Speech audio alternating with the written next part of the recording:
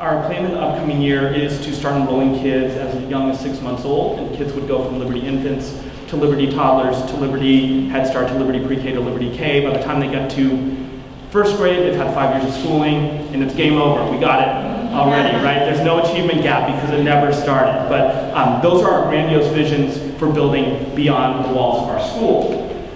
We have 423 students at our school. We serve 327 families. 99.9% of our kids are African American. 93.5% of our kids receive free and reduced meals. It's also one of the highest performing schools in Baltimore, which is remarkable, right? There's 158 schools that took the state test last year. Liberty is ranked number 10 out of 158 schools, and obviously the other schools in the top, the other 9 schools in the top 10 look very, very different than us. 87.4% of our kids scored advanced or proficient last year in reading and mathematics. So we're really pushing the bounds of what kids can do academically.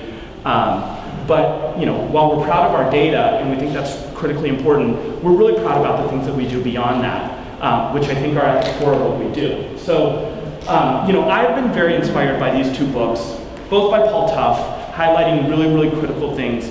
Whatever It Takes was the kind of genesis of our community schools model, and really trying to provide wraparound services to our family. And How Children Succeed has really informed our programming in the last 2 years as we've tried to import more experiences for our kids that allow them to experience the soft skills, be gritty, be patient, be resilient, be critical thinkers. And some of that you'll see in the programming as we go through. What education looks beyond the 4 walls of Liberty. So we're going to talk about a couple components of our program. One is we have this amazing field trip program. We'll talk about that. We have a lot of really unique experiences. So like for instance, we have a school dog. We also have a horseback riding program. We kind of laugh about this because when we have visitors and the dogs are there, and the horses are there, we say it's a dog and pony show with real dogs and real ponies, right? There's our horseback riding program at the bottom. This is part of our enrichment offering. So we have our horseback riding program that we do in partnership with an organization called the City Ranch. We also have an after-school program. 130 kids participate in our after-school program. They get opportunity to participate in one of 16 different enrichment activities. I'm going to try to name them all. I can't. They're basketball, soccer, chess, choir, digital music, video editing, video game design, web design, dance. There's a whole bunch of them. And kids get the choice of which 2 enrichment activities they want to participate in each week. When the school day ends at 3:30, those 130 kids are at school for an additional 3 hours. They get 30 minutes of snack, they get an hour of enrichment, they get an hour of additional academics, and they get 30 minutes for dinner. Kids at Liberty can be at school from 8 o'clock till 6:30. They get breakfast, lunch, and dinner at the school. We have this amazing field trip program. Every kid at Liberty goes on 6 to 10 field trips a year. They'll go as far south as the Luray Caverns in Virginia. They'll go as far north as Philadelphia. We go to DC often to explore the Smithsonian's, to go to the different museums. We send our kids away, our 5th graders away for a week for a outdoor adventure. They have a week-long overnight. They get to do rock climbing, zip lining, kayaking, all sorts of neat outdoor activities. This is getting kids out of the neighborhood that often don't leave the 5 square blocks in which they live, and really getting them to experience the world around them. We have the most robust technology offerings in Baltimore, which is remarkable because you would think it would be a high school or you think it'd be some kind of magnet school. It's this small elementary school in Northwest Baltimore that has this very robust set of technology offerings, and that's just because as a school it's something that we believe in for our kids. We see it as an equity issue, and we want to provide kids with really robust experiences with technology. So for our 423 kids, we have 330 iPads. We're the closest thing to a one-to-one school in Baltimore. We just recently introduced the Idea Lab. So kids, a select group of kids will get Idea Lab as enrichment 2 days a week. When you go to the Idea Lab, we have 4 3D printers, we have the Adreno kits, we have the Makey Makeys, we have the Snap Circuits. The kids are really getting to kind of be gritty, really emphasize some of those soft skills that Paul Tough talked about in how children succeed, and they're getting to explore through this fabrication makerspace that's within the school. This also helps, our technology program also affects teachers. We partner with an organization called Smarter Cookie. All of the observations that have been done for the past 3 years at Liberty all get uploaded to the Smarter Cookie website. And teachers have access now to a whole set of instructional videos. They can comment on each other's videos, they can give each other feedback, and it really creates a learning community around best practices with having teachers upload their instructional practice to the web. You can see some examples of the technology usage. Ms. Krause is up there with the kids working in a small group on the iPad. Ms. Gross is one of our community partners through a program called Experience Core that's working with this small group on iPads. Jamil is working with the Lego We Do kits in the robotics program after school. We're really trying to push the realm of what learning looks like and what learning can be outside of the four walls and outside of the traditional bounds of a typical school day. We also have this rec center, which is, 2 years ago there was a rec center that's attached to the school that was slated to be closed. So this is 10,000 square feet of community programming space that was going to be boarded up. So obviously if you're the principal of a school, you don't want a boarded up building right next to your school. So we brokered a deal in order to recapture the rec center within the footprint of the school. And through the rec center, we offer wraparound services to our families. So we have multi-generational programming. We have programming for our seniors. We have GED courses. We have the parent university class. We have dance classes, Zumba classes.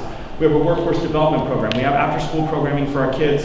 We have a food pantry that disseminates 16,000 pounds of food a month.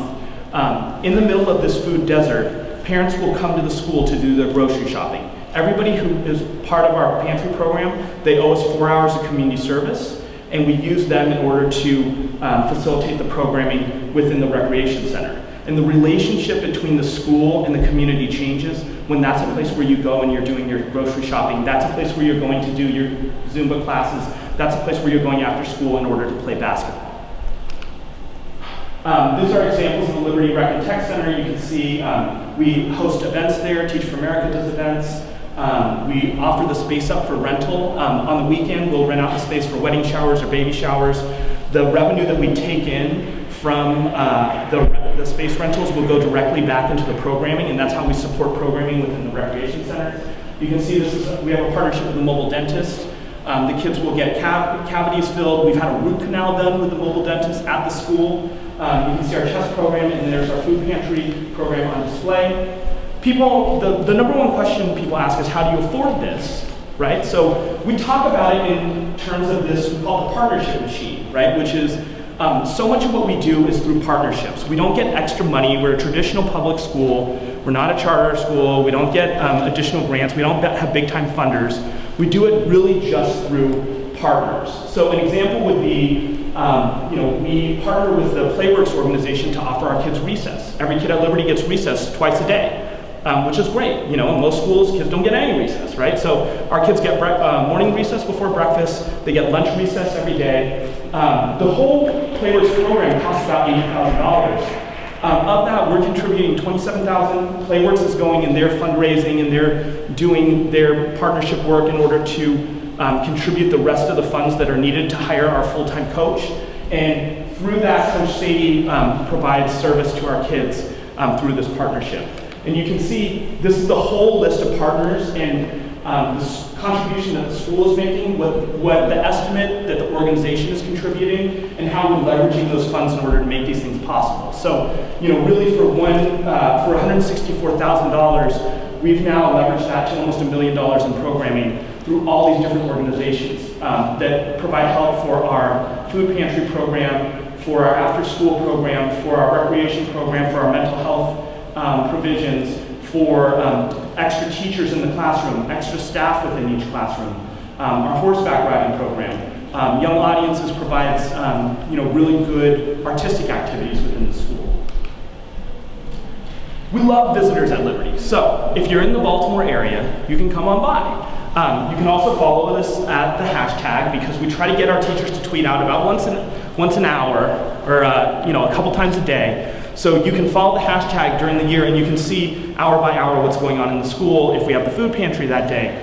We use it as a communication tool with our families. We use it to highlight best practices at the school. But you can also just email me directly and say, you know what, Joe, I'm in the neighborhood. I want to come by and see your school and see what's going on. We obviously don't have all the answers, and we're learning and we're kind of building the plan as we go. But I think for the most part, we have, we've been able to kind of rethink what the bounds of a traditional school are by incorporating these wraparound services, the field trip program, the technology offerings, to create a really, really robust and full experience for our students. Thank you.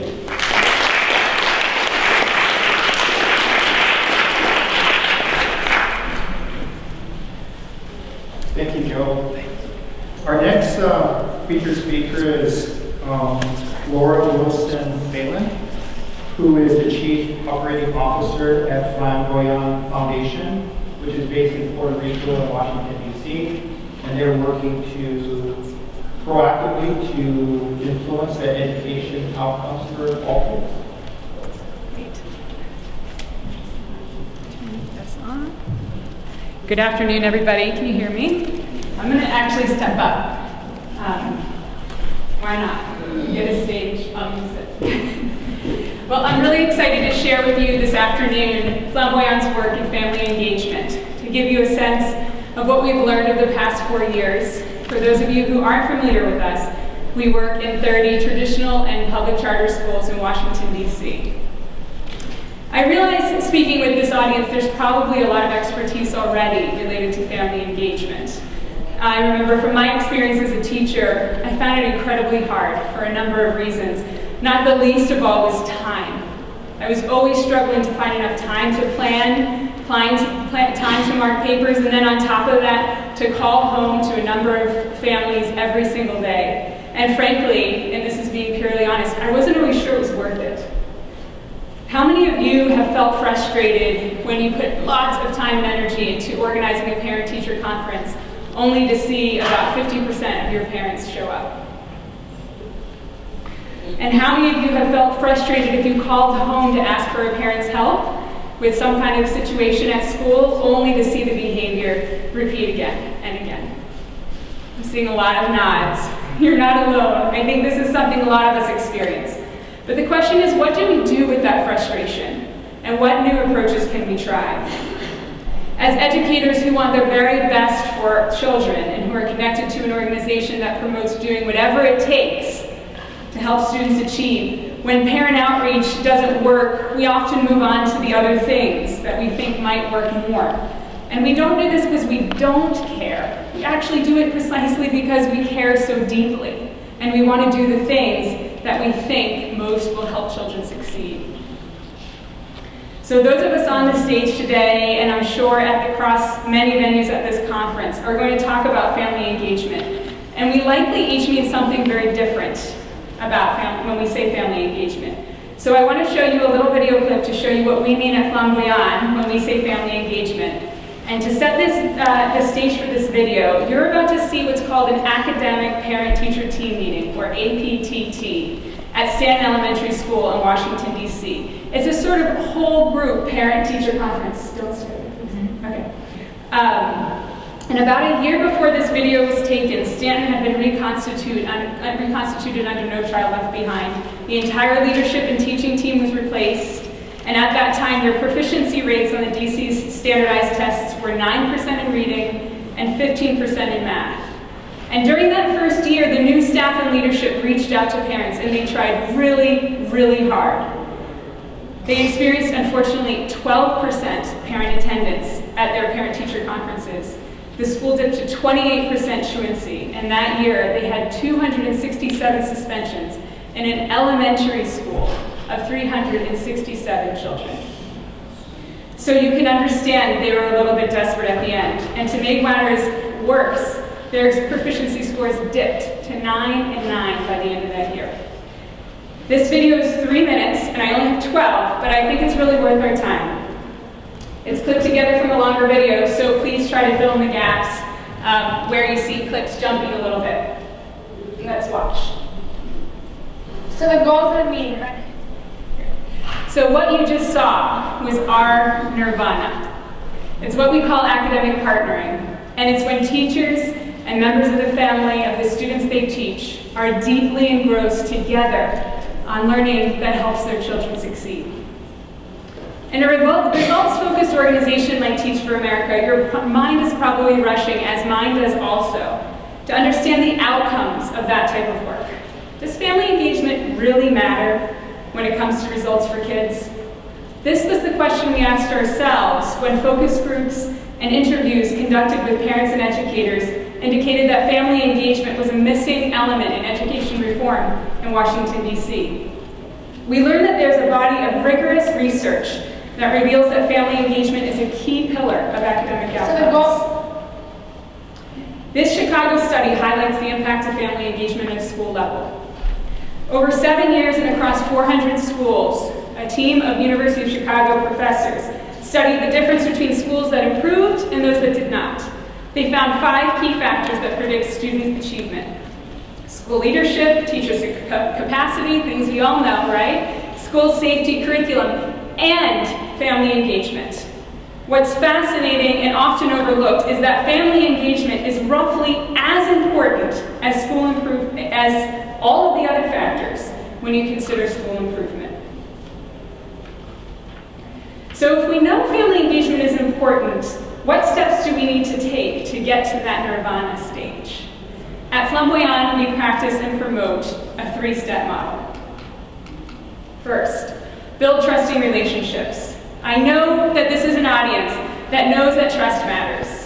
We know it intuitively from our own relationships, and we also know that effective teachers have to use differentiated approaches to develop trust with their students, whether it's visiting their families' homes or figuring out who influences that student and reaching out to those individuals.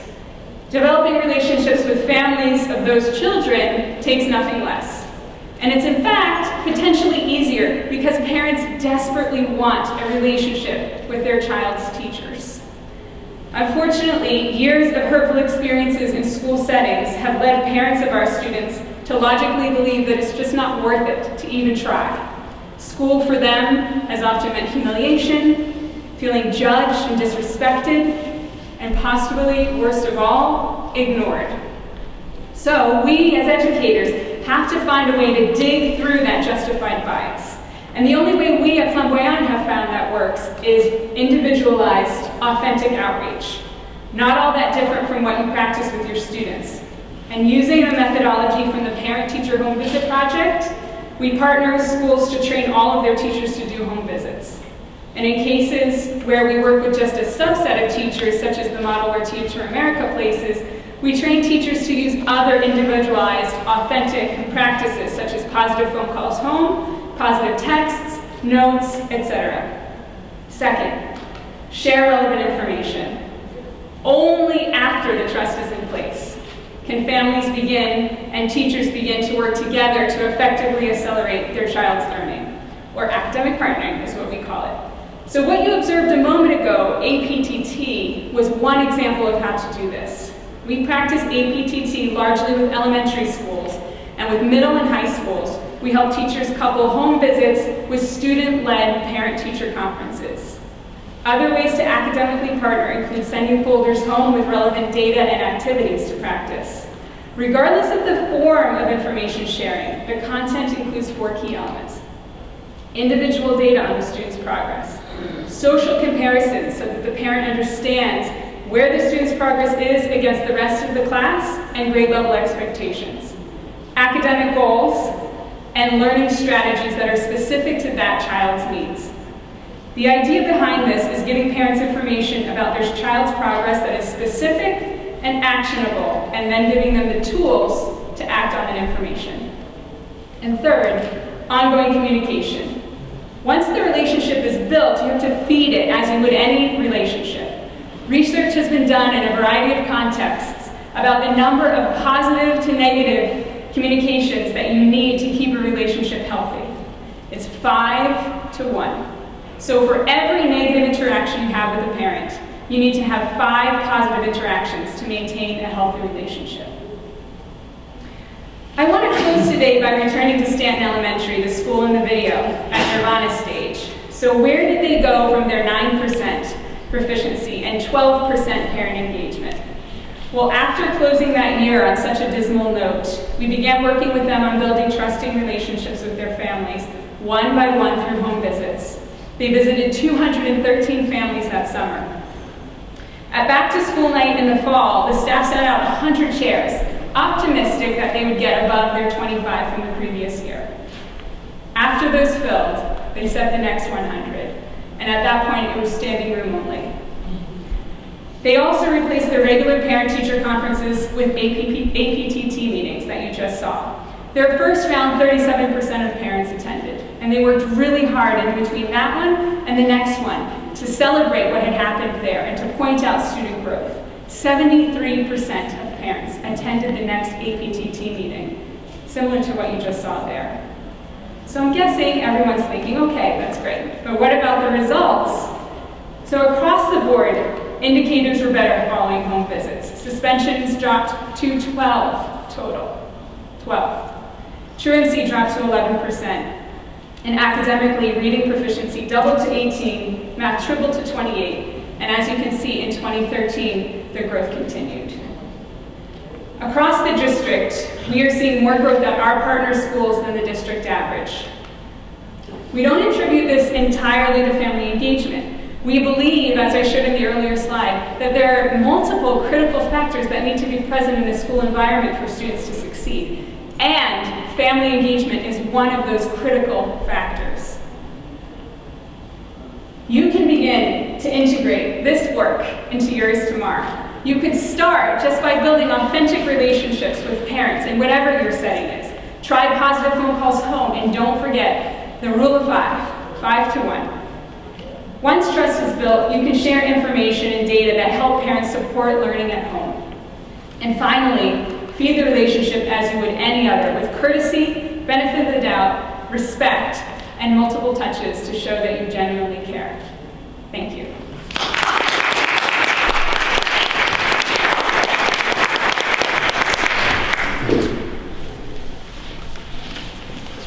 Thank you, Laura.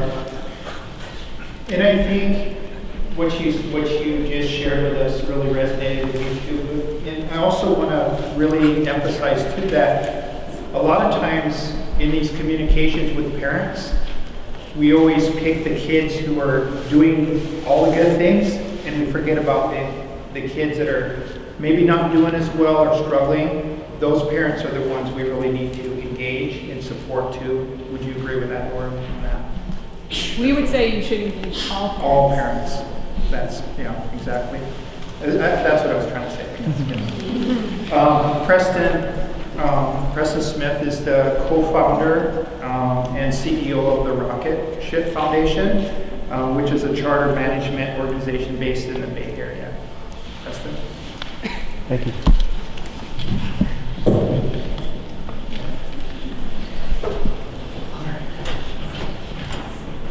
All right, so thank you for your time. So I'm going to start off today with a question for everybody, and which is something I'd love for you to ponder while I'm talking. Is in this work, are you in it to start ripples?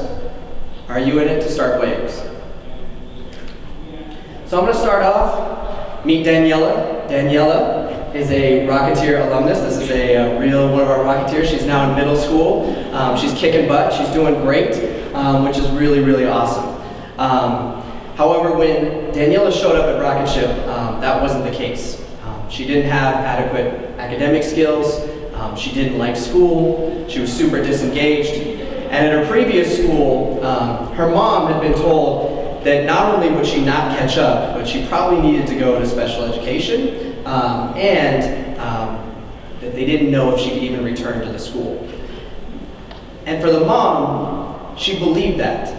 And she believed that because Daniela's 3 older siblings had all struggled in school, gone to special education, and eventually dropped out. And fortunately for Daniela though, she came to Rocket Ship and she had amazing teachers who gave her everything. Dedicated, diligent, worked hard, partnered with the family, and really focused on her success. And Daniela, she thrived. And I know everybody everybody in this room, everybody here busts their tails every single day, right? We give every ounce of our being. Every ounce of our being. If we have to stay late, we have to come early, we have to skip lunch, whatever we got to do, we're going to do it for our kids, and we're going to catch them up, right? We're going to give them everything we've got. And the reality is we do it all in our four walls, right? We give everything we've got. And that's awesome. That's powerful. And at the end of the day, that's also all about us, right? It's all about you. And the question is, can you go beyond that, right? Can you build beyond that? Because the question too is for our kids, I'll back up, for our kids, as they move on, right? It's gonna take something more than that for them to succeed. So this is me, 2001, Teach for America Corps member, my first kids, teaching at Arbuckle Elementary School. And so as a first-year teacher, right, it was all about those four walls, right? Trying to figure it out, dig in, sight words, blending, all that good stuff, right? Figuring it out. And every ounce of my being going to my little ones, right? Going to my kids and really working with them. And at that time, I didn't really understand about, okay, what is this parent engagement thing? I wasn't thinking about it. Till one day. So one day, something changed. Something changed my world. It rocked my world pretty big. My first year, I was the fortunate recipient. There was this amazing kid, but he'd been retained. And so my first grade cohort thought it was good to put the kid with me, since maybe the new guy can handle this kid. And the kid was put in my classroom. He was an incredible kid, great kid. And he came to my class, and he was really beat down. He was really beat down. And in fact, all the second graders knew about this student, knew that he'd been retained. So one day he went out to recess, this is about a month into the school year, and he was getting picked on. He was getting picked on by another student. And something pretty incredible happened. All of my boys in my classroom saw this happening, and they basically banded together and they started to confront the bully. And this is where it kind of goes sideways. They ended up beating up the bully. So I figured this out about probably 30 minutes later in my classroom after recess.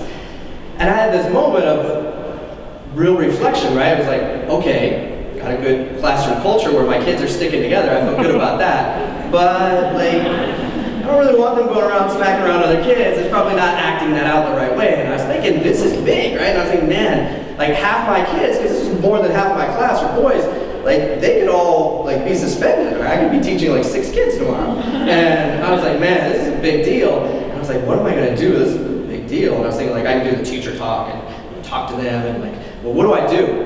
And so I thought, you know what? I'm gonna stand out after school and I'm gonna track down every one of my boys' parents and I'm gonna say, hey, we need to talk, right?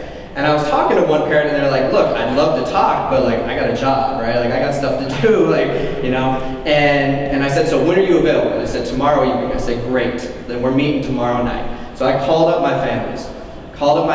I stood outside after dismissal the next day. I was pretty relentless, right? And so the next evening, all of the boys' parents showed up. Every single one. And so this business about parents won't turn out, parents will turn out. If you're relentless, they'll come. They'll come, and they do come. So they showed up. And so, we had to talk about, hey, here's what happened, and you should talk to your boys, and what are we gonna talk to them? We actually kind of role modeled the conversation, and this really crazy thing happened that night, is they started talking about their families, they started talking about their kids, and parents were talking about their kids, and people were like, oh, you live down the street? Yeah, well, I've never seen you. And they started to build relationships. It was this really kind of wild moment, right? And as I'm sitting there, we wrap up the meeting. It's really positive. It was not what I was expecting, right? They're like, we're gonna go talk to our kids. And thanks, Mr. Smith. I was like, oh, great. And this one parent walks up to me, Eli Lovetta, and he says to me, man, Mr. Smith, this was awesome. We should do this every month. I was like, you know what? We should do this every month. So every month, we would get together. We would do it after school. So not after, in the evening or on the weekend, right? And we would go to parks. We'd go to museums. Sometimes I'd bring them into my classroom. We'd talk about rubrics or sight words. We'd always have food, right? It was fun. And it wasn't just about me saying, hey, how are you going to help me and my 4 walls and my sight words, right? It was no, this is about relationships, right? Let's go out and learn together. Your first teacher is your parent. right? So hang out and learn with them. And I gotta tell you, it's the best field trip ever. I'm not counting heads, because if a parent shows up and they lose their kid, like, they're with their kid, right? I get to run around and, hey, how you doing? And they're learning from their parents. It was amazing. And the other thing I learned is a lot of my parents, they've never been downtown. We're 2 miles away from downtown. Never been to downtown San Jose, because they were scared. I was helping them get access. That's all I was doing, and helping them build relationship with each other, and it was transformational. The thing I learned, not only it helped my results in my class, that was great, but it transformed for my kids. My kids, first grade, they're now graduating from high school, parents are still hanging out together. Parents are still advocating for their kids. They left my classroom and they continue to advocate for their kids about where's my kid going in second grade, talking to the principal, right, and banding together. It was amazing, it was transformational. And so engaged parents, that's powerful. So I want to go back and talk about Daniela, right? And not just Daniela, Daisy and Pedro, Alex and Cynthia, Lourdes, Sebastian, Damien, the list goes on and on, all your kids, right? It's not just about how you touch them in the four walls, but what happens after they leave, right? What's next? So I also want to step back, right, and be real, right? This is hard. Parent engagement's hard. People are doing lesson plans every day, the daily grind, right? And the data's there. There's a group, Child Trends, it's a nonpartisan group. They did some research, and I'll pull out, I'll highlight. Kids who have parents with graduate education versus kids with parents with less than high school, look at the difference. If your parent attended graduate school, you're twice as likely to attend a school event. You're 3 times as likely to participate in a school. This is real, and they did this study and found that parent involvement had gone up. Still check out the gap. So I want to go back to Daniela. Daniela came to Rocket Ship, she started to thrive, things started to turn around. We do these monthly community meetings, we do monthly parent-family meetings, and she started to come to those meetings, she started to hang out. And things were going really well for Daniela. And her mom was starting to get involved, right? And for us at Rocket Ship, it's great to come to a community meeting and talk about the budget or help name the school or help hire teachers. But really, a lot of our parents, they also show up because they want to hang out with their comadres, right? Like they got their relationships. They're like, the school stuff's cool, but really, I just want to hang out with my friends and I might get some food and babysitting. Like I'm in, right? And so that's what it's about relationships, right? And I think, again, it's not about us. It's not about you and your class. It's about them having something else and relationships. And then they'll show up and learn the stuff or participate in the stuff that you might really, really want. So one day I was leaving Daniela's school, and I'm not the principal there, I'm not the teacher there, and I saw her mom, and her mom walked up to me and she was like, she knew who I was. She said, hey, you're Mr. Smith. I was like, yeah, I'm Mr. Smith, who are you? She's like, oh, okay, Karen Martinez. I was like, oh, nice to meet you. And she said to me, what's in this for you? Like, why are you doing this? And I was like, wow, that's a good question. And I said to her, you know what? Can I do a home visit? She was like, yeah. And I was like, let me come over to your house. Let's break bread. Let's have a conversation. Let's build a relationship, right? You don't know me. I don't know you. And I said to her, I want to hear your story. And why are you here at Rocket Ship? It was powerful. I went to her house. There's Karen right now with her girls. Went to her house and we built a relationship. And what happened next is Karen, we partnered with a group called PACT, which is a community organizing group. And so she became a parent leader in that group. So she took her relationships with her parents, started to get more involved in the school. And she also started to access power. So she started to sit down with school board members and talked about, hey, what's your vision for the schools? Do you support Rocket Ship? Do you support other schools of choice? Started to have access. A lot of our parents have been doing that. A lot of our parents have gotten access. Over the past 6 years, we've seen 7 additional schools of choice, high quality options open up in San Jose. 7. That's changing the lives for thousands of kids, along with Rocket Ship schools. Not only have we seen this, and look at that turnout, that's for one meeting, and by the way, that school won unanimously. This is a charter hearing, it would be appealed. We won unanimously about a month ago, but these families had to turn out for 5 separate meetings to get this school realized, and we would have hundreds of parents in the room. And as they went through that process and access power, it was transformational. And not only that, Karen, she ran for school board a couple of years ago, and she won. She's a school board member. So the reality is, I want to take it one step further. It's not just you and your relationship with your parents, but it's also your parents being in relationship with other parents. It's about building community.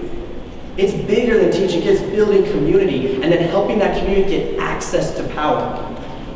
And when we do that, it's a wave. It's a movement. Big change happens. And this has happened before. We've seen this with great movements where people build relationships. Great movements where folks in the civil rights movement, that was city by city, block by block, that was relationships, and then walking and accessing power and confronting folks, confronting politicians. We saw this in the women's suffrage movement with house meetings, where they would hold meetings in their homes and build relationships, get to know one another, and then go and confront power. We saw this with Cesar Chavez and Dolores Huerta. They'd go hear the farm workers' stories, they'd talk to them, they'd share their stories, they'd build community relationships, and then they walked on Sacramento. It's about us, it's about engaging parents, but it's about building community. And when we do that, for me, I choose waves. And in San Jose and at Rocket Ship, we're building a wave. We're working to eliminate the achievement gap. And so what I'd say to everybody here is if you do this too, think beyond the four walls. Think beyond just engaging parents. Think beyond engaging them just about academic stuff. Think about building relationships and community, because when we do that, one day all children will attain an excellent education. Thank you.